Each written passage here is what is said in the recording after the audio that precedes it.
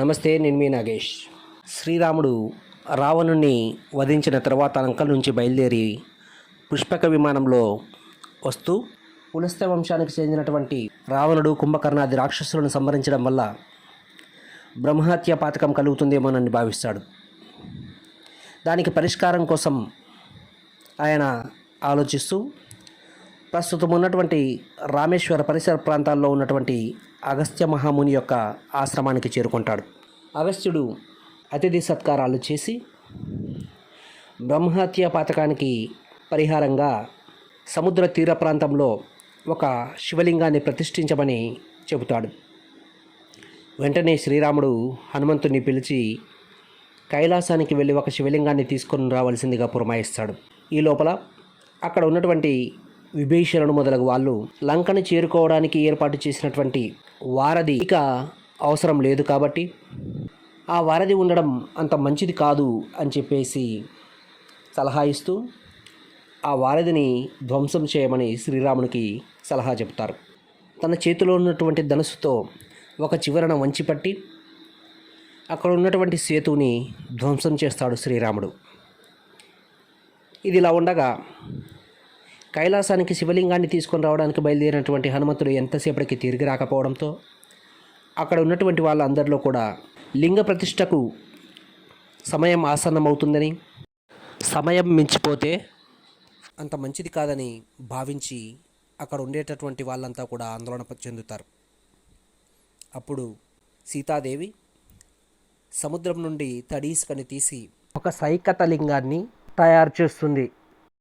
ఆ సైకత లింగాన్నే శ్రీరాముడు ప్రతిష్ఠించి పూజలు చేస్తారు.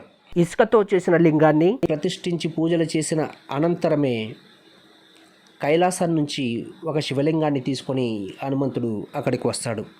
అక్కడ ఏర్పాటు చేసినటువంటి సైతక లింగాన్ని చూసి హనుమంతుడు అలక చెందుతాడు. తాను వచ్చేసరికే ఈ విధంగా శివలింగం ప్రతిష్ఠించడం తనకు కోపాన్ని కలిగిస్తుంది. అప్పుడు శ్రీరాముడు హనుమంతుడిని బుజ్జగిస్తూ, నీవు తెచ్చినటువంటి శివలింగాన్ని ప్రతిష్ఠిస్తాను, ఇక్కడ ఉన్నటువంటి సైతకలింగాన్ని తీసి పక్కన పెట్టు అని చెప్తాడు. అయితే హనుమంతుడు ఆ సైతకలింగాన్ని తీయడానికి ప్రయత్నం చేస్తాడు. ఆ చేసే ప్రయత్నంలో విఫలమవుతాడు. అప్పుడు శ్రీరాముడు, ఇది స్వయాన సీతాదేవి చేసినటువంటి సైతకలింగం, దాన్ని నేను ప్రతిష్ఠించాను. రాముడి చేత ప్రతిష్ఠించినటువంటి ఈ లింగాన్ని రామేశ్వర లింగం అని అంటారు. కాబట్టి దాన్ని కదిలించడం ఎవరి సాధ్యం కాదు అని చెప్పేసి శ్రీరాముడు చెబుతాడు. అలా చెబుతూ హనుమంతుడు తెచ్చినటువంటి ఆ శివలింగాన్ని సైతకలింగానికి కొద్దిగా దూరంలోనే ప్రతిష్ఠించి రామేశ్వరంలో ఉన్నటువంటి ఈ రామేశ్వర లింగాన్ని దర్శించుకున్న తరువాత ఎవరైతే హనుమంతుడు ఏర్పాటు చేసినటువంటి ఈ హనుమత్ లింగాన్ని దర్శించుకుంటారో వారికి పూర్తి పుణ్యఫలం వస్తుందని, ఎవరైతే హనుమత్ లింగాన్ని దర్శించుకోరో వారికి రామేశ్వర దర్శనం యొక్క ప్రతిఫలం దక్కదని చెబుతాడు. ఒక క్షేత్రానికి అక్కడ ఉండేటటువంటి మూర్తి, స్థలము, తీర్థాన్ని బట్టి శక్తి అనేది ఉంటుంది. రామేశ్వరంలో అక్కడ ఉండేటటువంటి మూర్తి, స్థలము, తీర్థము అత్యంత పవిత్రమైనటువంటివిగా, అత్యంత శక్తివంతమైనటివిగా ఉండడం వల్ల రామేశ్వర తీర్థము చాలా శక్తివంతమైనటువంటి క్షేత్రంగా మనం చెప్పుకోవచ్చు. మన దేశంలో ఉండేటటువంటి ద్వాదశ జ్యోతిర్లింగాలలో రామేశ్వరం ఒకటిగా మనం చెప్పుకోవచ్చు.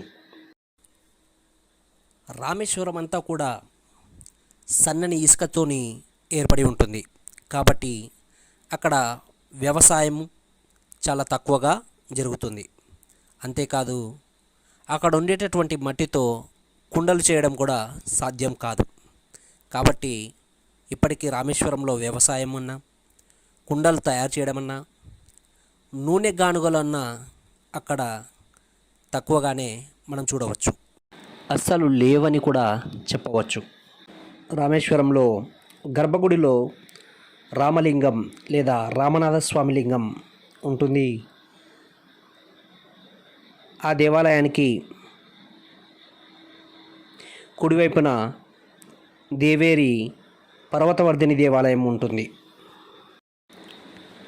అంతేకాదు రామేశ్వరంలో విభీషణునికి పట్టాభిషేకం చేసినటువంటి చోటులో కోదండ రామస్వామి దేవాలయాన్ని నిర్మించడం జరిగింది. అక్కడే రావణుడి యొక్క తమ్ముడు అయినటువంటి విభీషణునికి పట్టాభిషేకం జరిగిందిగా మనం చెప్పుకుంటాం. సీతాదేవి సైతకలింగాన్ని తయారు చేసేటప్పుడు సముద్రంలోని అలల కారణంగా ఆ సైతకలింగం నిలబడేది కాదు అని, అప్పుడు సీతాదేవి అక్కడ ఉండేటటువంటి సముద్రానికి శాపమిస్తూ ఇక్కడ ఉండేటటువంటి సముద్రంలో అలలు రాకుండుగాక అని చెప్పేసి శాపం ఇచ్చినట్టుగా మనం చూస్తాం. అందువలనే రామేశ్వరంలోని సముద్రానికి అలలు తక్కువగా ఉంటాయి.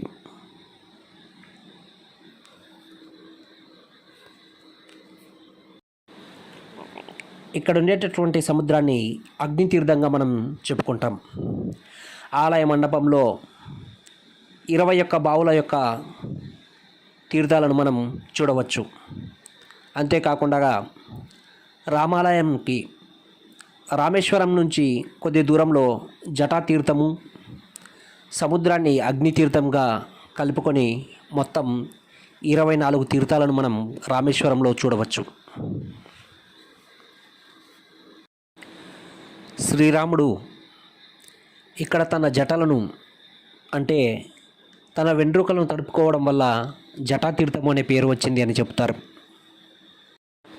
అంతేకాకుండా రామేశ్వరానికి కొద్ది దూరంలో ఎత్తైన ఇసుక దిబ్బ లాంటి ఒక పర్వతం మనకి కనిపిస్తూ ఉంటుంది.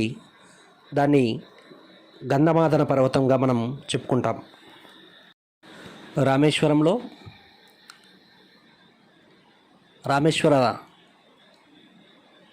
రామలింగ దేవస్థానము, కోదండరామస్వామి దేవాలయము, గంధమాదన పర్వతము, జటాతీర్థము, అగ్నితీర్థము, అదేవిధంగా అక్కడ జన్మించినటువంటి మాజీ రాష్ట్రపతి అయినటువంటి డాక్టర్ అబ్దుల్ కలాం గారి ఇల్లు, ఆయన జ్ఞాపకార్థం ఏర్పాటు చేసినటువంటి మ్యూజియం, దేవాలయానికి ముందు భాగంలోనే అగ్నితీర్థం దగ్గర జగద్గురు శంకరాచార్యుల యొక్క మఠం, వివిధ ప్రాంతాలను మనం ధనుష్కోటి, భారతదేశం యొక్క చిట్ట చివరి భూభాగపు అంచుగా చెప్పుకున్నటువంటి ధనుష్కోటి మనం చూడవచ్చు.